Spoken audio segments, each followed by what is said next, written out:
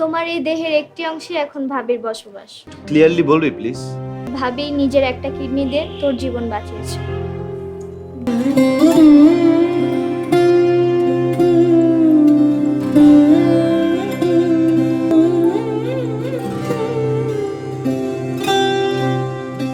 কি ব্যাপার, এত রাত হয়ে গেল, উনি এখনো রুমে আসেন নাই কেন?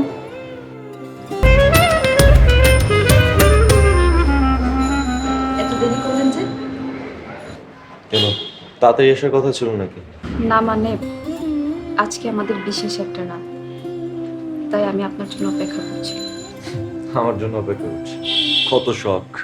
বাসর ঘরে একজন নববধূ তার স্বামীর জন্য অপেক্ষা করবে, এটাই স্বাভাবিক।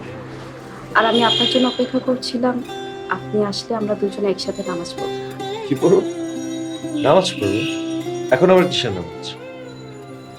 আমাদের দুজনেরই নতুন জীবন শুরু হয়েছে। আমাদের পুরোটা জীবন যেন সুখে শান্তিতে কাটে, তার জন্য বাসর ঘরে 2 রাকাত নফল নামাজ পড়া উত্তম। নতুন জীবন, সুখ, শান্তি সব কিছু আমার জীবন থেকে শেষ হয়ে গেছে। তুমি কি জানো আমি তোমাকে... থামুন, আমি কিছুই জানতে চাই না। আপনি যদি এখন আমার সাথে নামাজ না পড়েন, তাহলে আমি বাবাকে বলবো আপনি আমার কথা শুনে নেন। আর বাবাকে যদি আমি বলি, বাবা আপনার সাথে কি করবে সেটা হয়তো আপনি বুঝতে পারছেন। তোমার এত বড় সাহস! নাচতে নাচতেই আমাকে ব্ল্যাকমেল করা স্টার্ট করছে। যান, পুজো করে আসি। আমি যাই নামাজ গুছিয়ে বসে, আমরা দুজনে একসাথে নামাজ পড়ব। বাহ, আজকে দেখি টেবিল ভরা সব মজার মজার নাস্তা। এতদিন ধরে ব্রেড আর জ্যাম খাইতে খাইতে বিরক্ত হয়ে গেছে। হ্যাঁ ভাইয়া, ঠিকই বলেছো। প্রতিদিন এক নাস্তা খেতে খেতে বোরিং লাগে। সূর্য আছে কোন দিকে উঠেছে যে আমাদের জন্য এত নিউ নিউ ব্রেকফাস্ট? আহ, খাবার টেবিলে বসে এত কথা বলতে নেই। একটু থামো তো। ভালো কথা। বৌমা কোথায়? আয়াত, বৌমা। তুমি আবার ওকে ডাকছো কেন? ওকে এই টেবিলে বসে খাওয়ার যোগ্যতা রাখে? কি ব্যাপার, এই টেবিলে খাওয়ার জন্য কি বিশেষ যোগ্যতা লাগে নাকি? একটা কথা মনে রেখো, আয়াত কিন্তু এখন তোমার ছেলের বউ, মানে তোমার পুত্রবধূ। এই যে বউ, তুমি এতক্ষণ কোথায় ছিলে? তোমার জন্য আমরা নাস্তা নিয়ে অপেক্ষা করছি। তুমি বসো, আমাদের সাথে নাস্তা করো। হ্যাঁ বাবা, আমিও বসবো। চা বানাচ্ছিলাম তো, তাই একটু দেরি হয়ে গেল। তুমি চা বানিয়েছো? তুমি কেন আমাদের জন্য চা বানিয়েছো? তুমি চা বানাবে, সেই চা আমরা খাবো, এই কথা কিভাবে ভাবলে তুমি? ভাবির বানাই না নাস্তা তো ঠিকই খাইতেছে, চা খাইলে কি বার হইব? এই নাস্তা তুমি বানিয়েছো? বাহ বৌমা, তুমি তো সবকিছু যত্ন করে করেছো। শুনলাম আজকে সকালে নাকি এই গর্ধবটাকে ফজরের নামাজ পড়িয়েছো। আমাদের এই বাড়িতে নামাজের তেমন চর্চা নেই, একমাত্র আমি ছাড়া সবাই এই কাজে ফাঁকিবাজ। কি বললে তুমি? একটা বাইরের মেয়ের সামনে তুমি আমাদেরকে ছোট করছো? ছি মা, আপনি বড়, আপনাকে কেন ছোট করা হবে?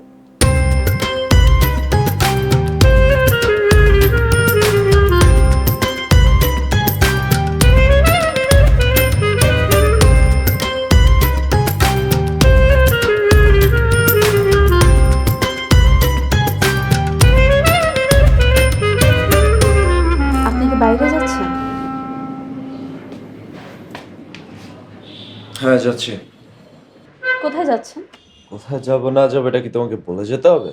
আর হ্যাঁ, একটা কথা খুবই স্পষ্ট করে বলে দিচ্ছি, আমার পার্সোনাল লাইফে প্লিজ নাকগুলোতে আসবে। I just hate this. আমি আপনার স্ত্রী, আপনার ভালো মন্দ দেখার দায়িত্ব আমার। স্বামী কোথায় যাচ্ছে সেটা জানা অন্যায় কিছু না। আর আপনার ডয়ারে আমি সিগারেট দেখেছি, সিগারেট স্বাস্থ্যের জন্য ক্ষতিকর। আশা করি যত দ্রুত সম্ভব এটা ছাড়ার চেষ্টা করবেন। What? আমাকে স্মোক করতে নিষেধ কর তুমি কে? Mind your language mister Ratul. I am your better half and I have to rights to request you. কি বললে তুমি? ঠিক আছে, আপনি আমার কথা না শুনলে আমি বাবাকে বলে দেব, আর বাবা আপনাকে সম্পত্তি থেকে এক ছিটা ফুটাও দিবেন। দেখো, তুমি আমাকে কিন্তু ব্ল্যাকমেল করছো। সাহস দেখে খুব অবাক হয়ে যাচ্ছি।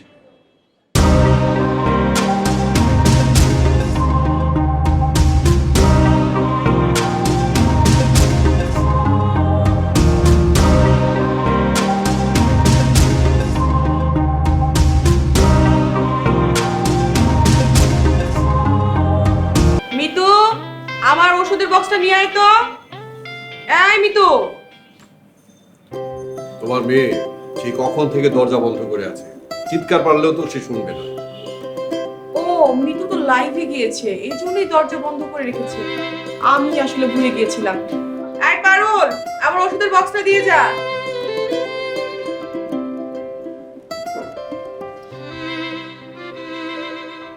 এই নিন মা আপনার ওষুধ।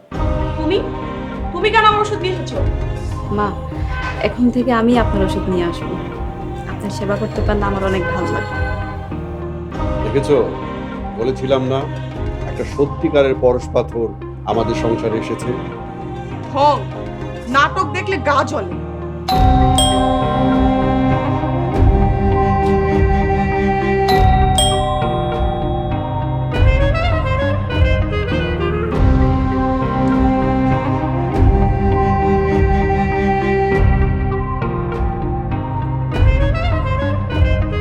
আসসালামু আলাইকুম। আপনার এত দেরি হলো যে? আপনার সাথে উনি কে? রাতুল, ইনি কি সেই মেয়ে? হ্যাঁ, আচ্ছা পরিচয় করে দিই। ইনি হচ্ছে এনি, আমার ছোটবেলার ফ্রেন্ড আর বর্তমানে girlfriend. Hello, sorry to say, তোমাকে ফার্স্ট টাইম দেখে ভেবেছিলাম এই বাসার নতুন মেড সার্ভেন্ট। আমি এই বাড়ির একমাত্র ছেলের বউ। বাইরের মানুষ কি ভাবলো সেটা ভেবে সময় নষ্ট করার মতো সময় আমার একদমই নেই। আরে এনি, দাঁড়িয়ে কেন? এদিকে এসো। কতদিন পরে আমাদের বাড়িতে আসলে। তোমার মায়ের সাথে আমার কথা হয়েছে, তুমি বেশ কিছুদিন আমাদের বাড়িতে থাকবে। আমার যে কি খুশি লাগছে। আমার অনেক হ্যাপি লাগছে আন্টি। আর আপনার ছেলের জন্য কি ভালো কোনো মেয়ে পেলেন না? এরকম একটা খ্যাত মেয়ে ধরে এনেছেন। নিজের হাবিকে কি কেউ সালাম দেয় নাকি? আমার বৌমা তার স্বামীকে সালাম দিয়ে সওয়াবের কাজ করেছে, আর তুমি এটা নিয়ে হাসি মশকরা করছো। তুমি তো গুনাহের কাজ করো। আমার বৌমাকে খ্যাত করছো, তুমি নিজের গুরুজনকে সালাম দিতে জানো না। তুমি তো ধর্মীয় দৃষ্টিকোণ থেকে শিষ্টাচার জ্ঞানহীন।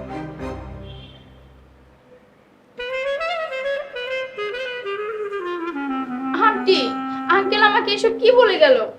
তোমার আঙ্কেলের কথা কানে দিও না তো। বসো। অনেক দিন পরে এসেছো।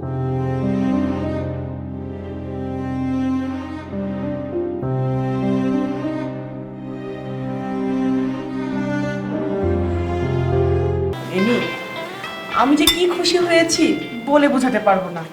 তুমি এসেছে বলে ঘরটা আলোকিত হয়ে আছে। কি হলো আবার?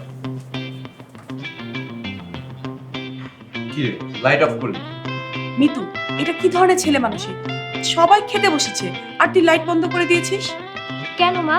তুমি তো বললে অ্যানি আপুয়ার সাথে নাকি ঘর একদম আলোকিত হয়ে গেছে, তাহলে বিদ্যুৎ বিল অপচয় করার কি দরকার?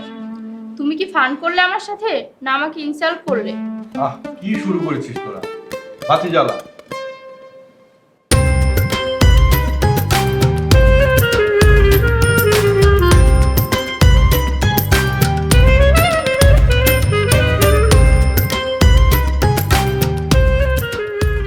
হাত দেখতে এত সুন্দর, এই কয়েকদিন একবারের জন্য খেয়াল করিনি আমি।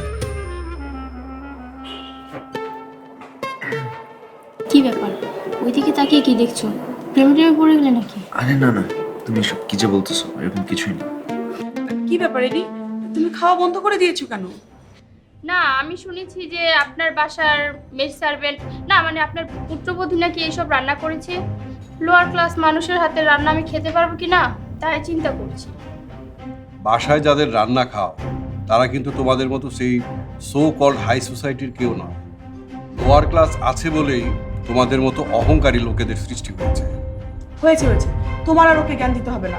দেখছো না রাতুলের পাশে ওকে কি সুন্দর মানিয়েছে। কত স্বপ্ন দেখেছি ওদের বিয়ে দিব, কিন্তু দিলে তো বৌমা কোনটা পেয়ে। এসব কথা বলার আর সময় ছিল না, কোনো কমন সেন্স নেই। আর এনি, তুমি তো জানো আমাদের রাতুলের বিয়ে হয়েছে, আমাদের বৌমা এখানে বসে খায়। তোমার বসার জন্য অন্য কোনো জায়গা বসতে।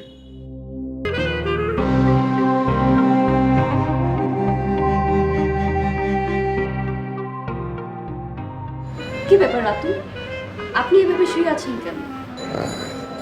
আমার খুব শীত লাগছে। আল্লাহ, তোমার দেখি জ্বরে গা পুড়ে যাচ্ছে।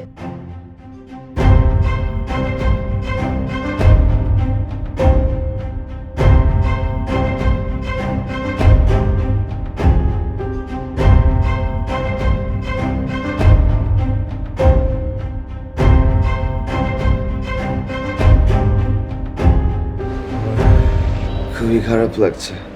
কিছু হবে না, আমি তোমার মাথায় জলপট্টি দিয়ে দিচ্ছি, তুমি একটু অপেক্ষা করো।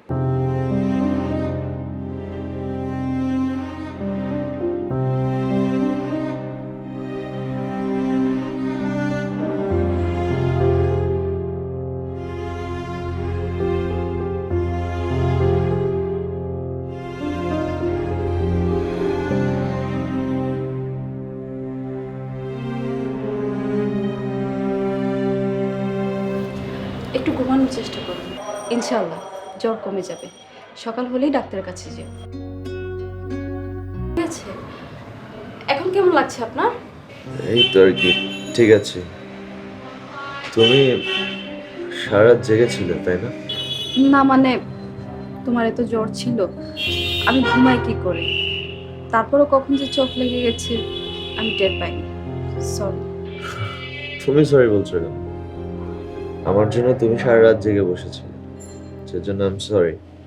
আর থ্যাংক ইউ সো মাচ। আমাকে ধন্যবাদ দিতে হবে না, আজকে আপনার টেম্পারেচার দেখতে হবে, আর আজকে অবশ্যই ডাক্তার দেখাতে যাবেন। হ্যাঁ, ডক্টরের কাছে যাব। ঠিক আছে, ফজর আজান দিয়ে দিয়েছে, আমি নামাজটা শেষ করে আপনার নাস্তার ব্যবস্থা করছি। আমার মনে হয় নামাজটা পড়তে পারবো না, থাক, কেমন যেন ঝিমঝিম করতেছে। আল্লাহ ইসলামকে অনেক সহজ করে দিয়েছে, আমরা অনেক কঠিন করে উপস্থাপন করি। আপনি যদি অসুস্থ হন, দাঁড়িয়ে নামাজ পড়তে না পারেন, তাহলে আপনি বসে বসে নামাজ পড়তে পারবেন। আর আপনি যদি বসে বসে নামাজ পড়তে না পারেন, তাহলে আপনি শুয়ে থেকে ইশারায় নামাজ পড়তে পারবেন। আপনার অন্তরে যদি ঈমান থাকে, আপনি আল্লাহকে যেভাবেই ডাকেন না কেন, আল্লাহ সাড়া দেন।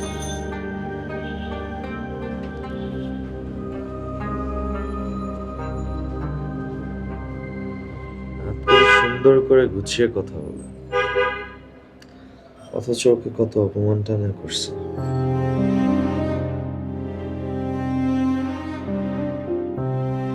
কোনো অসুখকে ছোট করে দেখতে হয় না। আপনাদের অনেক আগেই কোনো ডাক্তারের সাথে কনসাল্ট করা উচিত ছিল। সরি ডাক্তার, আমি আসলে ব্যাপারটা বুঝতে পারিনি। আপনি কি খারাপ কিছু মিট করছেন? এখন আপাতত কিছুই বলতে পারছি না, আগে রিপোর্ট দেখবো, তারপরে বুঝবো কি হয়েছে। আপাতত এই ওষুধগুলো খাওয়াবে, বাকিটা আল্লাহ করে।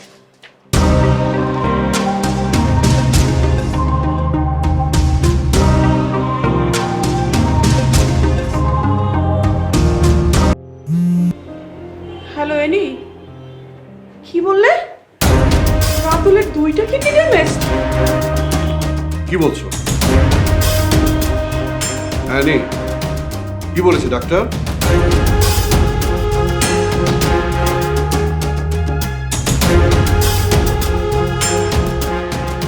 হায় হায়, আমার কি সর্বনাশ হলো!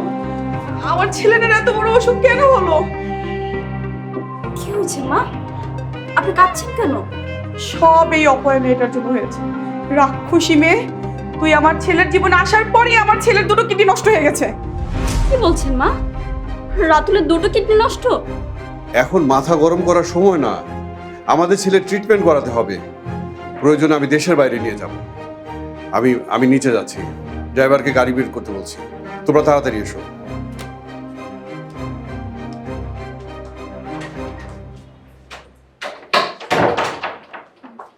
মা, মা আমি আপনাদের সাথে যাব। হ্যাঁ তুমি যাবে, তবে হসপিটালে না, এই বাড়ি ছেড়ে চিরদিনের জন্য চলে যাবে। তোমার মতো অপয়ার ছায়া আমি আর আমার ছেলের জীবনে দেখতে চাই না। এ কি বলছেন মা আপনি? রাতুলের এমন বিপদের সময় আমি ওকে ছেড়ে চলে যাব? হ্যাঁ চলে যাবে। তুমি যদি আমার ছেলের ভালো চাও, তুমি ওর জীবন থেকে সরে যাবে। এনি আমার ছেলের জন্য উপযুক্ত। আমি চাই তুমি আজ এই মুহূর্তে এই বাড়ি ছেড়ে চলে যাবে।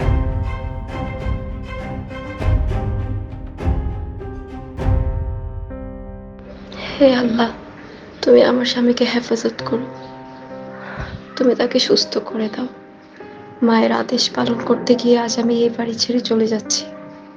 তুমি তাকে হেদায়েত করো, মা যেন একদিন বুঝতে পারে আমি অপয়া নয়।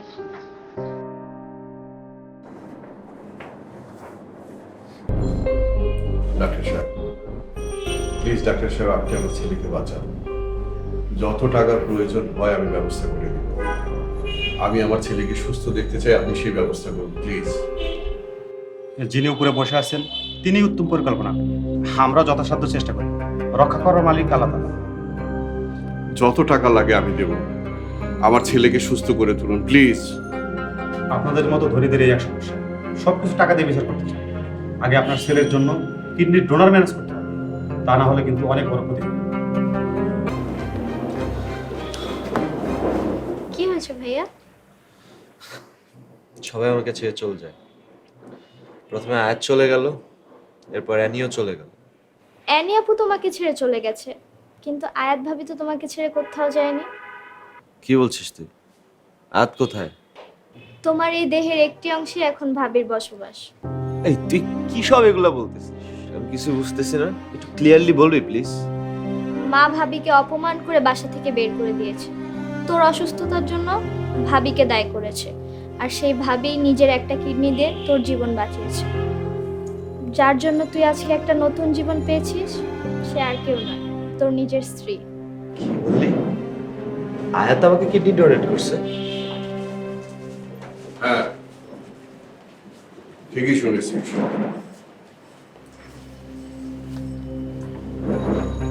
বৌমাই তোমার জীবন বাঁচিয়েছে। হাসপাতালে নিজের পরিচয় গোপন রেখে ওই তোমাকে কিডনি দান করেছে। ডাক্তারকে অনেকবার জিজ্ঞেস করেছি, ডাক্তার বলেনি। অনেক রিকোয়েস্টের পর ডাক্তার বলেছে তোমার স্ত্রী তোমাকে কিডনি দান করেছে, তোমার জীবন বাঁচিয়েছে। কিন্তু আমাদের অভিমানী বৌমা কাউকে কিছু না বলে আমাদের কাছ থেকে অনেক দূরে চলে গেছে। মা, তুমি এটা কি করলে? আমার ঘরের বউকে এভাবে ঘর ছাড়া করলে তুমি? আমাকে তুই ক্ষমা করে দে বাবা, আমি আসলেই মানুষ চিনতে পারিনি। এনি যে এভাবে সুযোগ বুঝে কেটে পড়বে এটা আমি কখনোই কল্পনা করিনি। বৌমার সামনে দাঁড়ানোর ক্ষমতা আমার নেই, কোন মুখে ওর সামনে দাঁড়াবো বল? বাবা তুই বৌমাকে ফিরিয়ে নিয়ে আয়। আমি একা গেলে কি আয়াত ফিরবে মা? তোমার আদেশ পালন করতে গিয়ে একটু কষ্ট পেয়ে অনেক দূরে সরে গেছে। তুমি এটা কি করলে মা?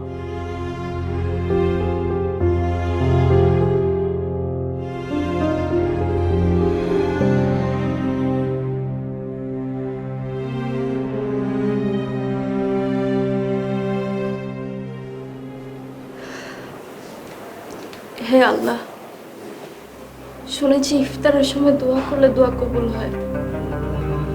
তুমি আমার স্বামীকে নতুন জীবন দান করেছ। বাকিটা জীবন যেন আমার স্বামী ভালো আর সুস্থ থাকে। তুমি তাকে দীর্ঘ হায়াত দান করো। আমিন। আমিন।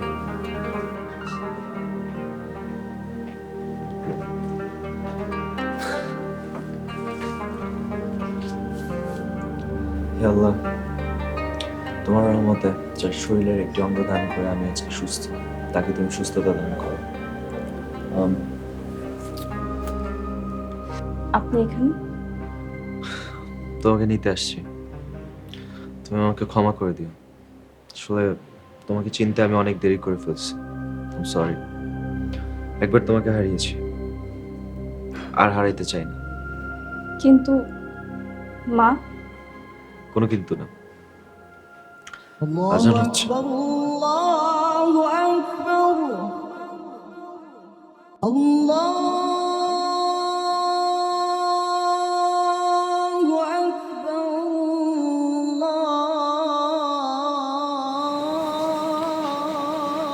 By the way, আমি কিন্তু রোজা রেখেছি। ঠিক আছে, আমি আরেক গ্লাস শরবত বানিয়ে নিয়ে আসছি। না, ওইটা লাগবে না, তোমারটা লাগবে।